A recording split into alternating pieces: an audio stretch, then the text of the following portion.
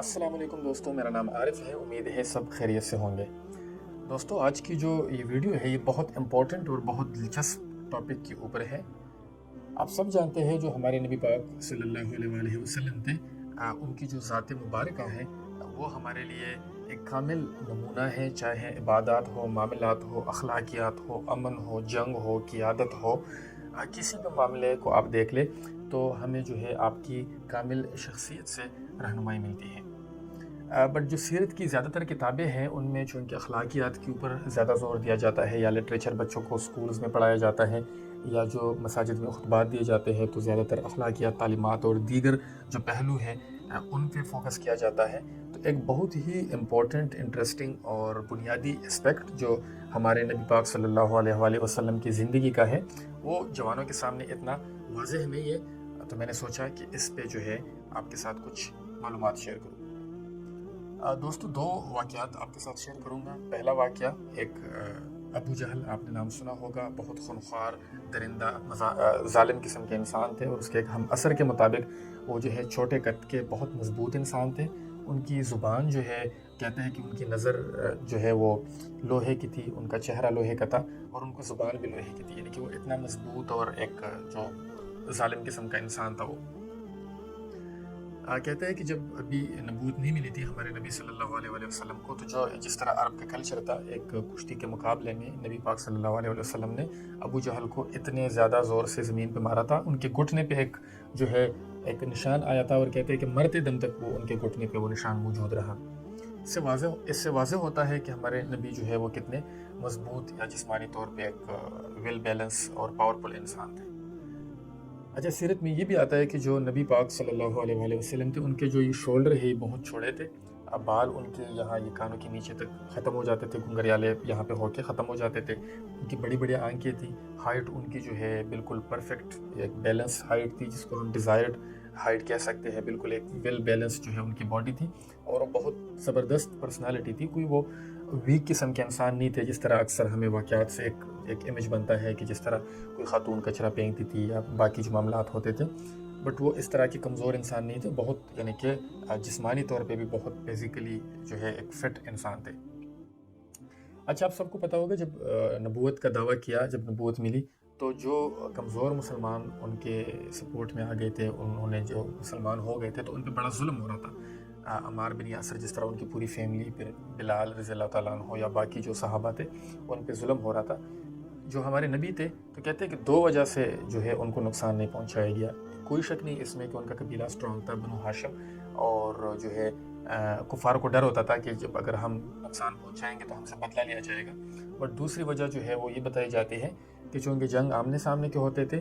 اور جو ہمارے نبی تھے وہ بہت مضبوط تھے، تو کفار ڈرتے تھے کہ وہ اچھا فائٹ بیک دیں گے، وہ مقابلہ جو ہے کریں گے تو ہم مقابلہ نہیں کر سکیں گے۔ تو یہ بھی ایک وجہ تھی کہ ان کو اپنے نقصان کا بھی ڈر ہوتا تھا، تو ان کو نقصان نہیں پہنچایا جاتا تھا۔ اچھا، جب کفار نے جب ہر طرح سے کوشش کی تھی، جب نبوت ملی تھی نبی پاک صلی اللہ علیہ وآلہ وسلم کو، جب ان کو ڈرایا بھی، دمکایا بھی، منت سماجت بھی کی، لالچ بھی دیے گئے، شکایت کی گئی ابو طالب کو، اور ہر طرح سے جب وہ فیل ہو گئے، ان کا بس نہیں چلا، تو انہوں نے ایک اور بھی حرب آزمایا تھا۔ ایک پہلوان تھا مکے کا، بہت مانا جانا پہلوان تھا، اور ان کا نام تھا رکانہ یا رکانہ، اور کہتے ہیں کہ وہ اتنا بڑا پہلوان تھا، بڑے سائز کا تھا، اور اس کے مقابلے میں مکے کا کوئی بندہ نہیں تھا، کوئی اس کے مقابلے میں نہیں آتا تھا۔ اچھا، کفار نے کیا کیا کہ اس کو راضی کیا کہ نبی پاک صلی اللہ علیہ وسلم کو نقصان پہنچائے۔ تو اس کے بعد جو ہے جب یہ رکانہ جو پہلوان ہے تو کہتے ہیں کہ یہ نہیں مانا، اس نے کہا کہ میں بہت بڑا پہلوان ہوں اور میں ایک عام انسان کا اس طرح مقابلہ میرے لیے اچھا نہیں ہے، اچھا نہیں لگوں گا میں۔ تو ایک روایت میں آتا ہے کہ ایک یہودی لڑکی تھی، اس کے ذریعے جو ہے اس کو راضی کیا گیا کہ نہیں، آپ مقابلہ کریں، تاکہ نبی پاک صلی اللہ علیہ وسلم کو کسی طرح سے نقصان پہنچایا جائے۔ اور ابن اسیر نے رپورٹ کیا ہے کہ نہیں، یہ جو رکانہ تھا اس نے خود چیلنج دیا، اور دو وجہ تھی چیلنج کے پیچھے۔ ایک تو یہ تھا کہ نقصان پہنچانا چاہتا تھا نبی پاک کو، اور دوسرا یہ تھا کہ اگر وہ مقابلے کے لیے نہیں راضی ہوتا تو یہ ہے کہ ہمیں بات کرنے کا موقع مل جائے گا، تو دیکھ کے وہ ہم سے نعوذ باللہ ڈر گیا ہے۔ نبی پاک صلی اللہ علیہ وسلم نے اس چیلنج کو ایکسیپٹ کیا تھا، اور ایک اور وجہ یہ بھی تھی کہ انہوں نے ایکسیپٹ کیا کہ اس بندے نے کہا تھا، رکانہ نے، کہ اگر میں ہار جاتا ہوں تو میں اسلام قبول کر لوں گا، یعنی کہ اتنا بڑا یہ اپنے آپ کو یہ سمجھتا تھا کہ میں مقابلہ ہار ہی نہیں سکتا۔ خیر جب یہ مقابلہ جب لوگوں کو پتہ چلا کہ نبی پاک نے چیلنج ایکسیپٹ کر لیا ہے تو مکہ میں ایک بڑی ہلچل ہوئی. سب لوگ جو ہے جو دشمن تھے ان کو تو لگا کہ نہیں اب نبی پاک کا بڑا نقصان ہو جائے گا اور یہ ہو جائے گا وہ ہو جائے گا. تو سارے جو ہے اس میں دلچسپی لے رہے تھے. جب مقابلہ ہوا تو یہ کافی سارے لوگ اکٹھے ہو گئے تھے مقابلہ دیکھنے کے لیے کہ اب کیا ہوتا ہے.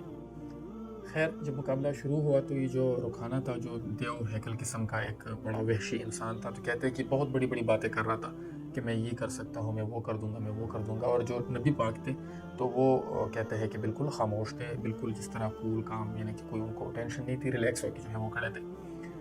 اور جیسے مقابلہ شروع ہوا تو ہمارے نبی نے ان کو ایسا داؤ کھیل کے اٹھایا کہ اسی ٹائم سیکنڈز کے اندر جو ہے زمین پہ گرا دیا. تو کہتا ہے کہ وہ اٹھا اور کہتا ہے لوگ بھی حیران وہ بھی حیران, اور کہتا ہے کہ نہیں میں تیار نہیں تھا, یہ تھا وہ تھا. دوبارہ جو ہے نبی پاک صلی اللہ علیہ وسلم نے ان کو زمین پہ مارا. پھر بھی کہتا ہے کہ نہیں یہ ہوا تو وہ ہوا. تو تیسری دفعہ پھر مقابلے پہ آ گیا, اور جب تیسری دفعہ ان کو اٹھا کے زمین پہ مارا ہے تو پھر جو ہے اس کو بھی سمجھ آ گئی اور لوگوں کی بھی کہ رکانہ کی بس کی بات نہیں ہے کہ نبی پاک کا مقابلہ کر سکے. خیر مقابلہ وہ ہار گیا اور اسلام بھی قبول نہیں کیا اس کو جو ہے وہ اس نے کلمہ نہیں پڑھا. ان واقعات سے جو ہمیں سبق ملتا ہے, میں محسوس کر رہا تھا سیرت پڑھنے کے بعد جب بھی پڑھتا ہوں تو مجھے لگتا ہے کہ جس طرح باقی اسپیکٹ جو ہے وہ اس میں کوئی شک نہیں ہے کہ علماء نے یہ ساری چیزیں جو ہے ہائی لائٹ, یعنی کہ یہ کتابوں میں ہے, تفسیروں میں بھی ہے, ہر جگہ پہ آپ کو اس کی ڈیٹیل جو ہے وہ مل جائے گی کافی ساری بکس میں. مگر یہ جو ہمارے جوان جو طبقہ ہے ان کے سامنے میں محسوس کرتا ہوں کہ یہ والا جو اسپیکٹ ہے اس میں کوئی شک نہیں ہے. سب جانتے ہیں کہ نبی پاک صلی اللہ علیہ وسلم بہت بہادر تھے, اور جنگ میں جب بہت زیادہ سختی ہو جاتی تھی, جب حالات بہت سخت ہوتے تھے تو صحابہ ان کے قریب اکٹھے ہوتے تھے. ان کے یہ چیزیں تو ہمیں پتہ ہے, بٹ یہ والا جو اسپیکٹ ہے جو ان کی جو بیسیکل اسٹرینتھ, جو باڈی پاور, یہ چیز جو ہے ہمارے سامنے بہت زیادہ واضح نہیں ہے. میں نے سوچا کہ یہ بہت دلچسپ واقعات آپ کے ساتھ شیئر کروں. اگر یہ ویڈیو آپ کو اچھی لگی ہے آپ اس کو لائک کریں, اس چینل کو بھی سبسکرائب کریں, اور اگر اس طرح کی مزید ویڈیوز آپ کو چاہیے جو کہ میں اسی چینل پہ اپلوڈ کروں گا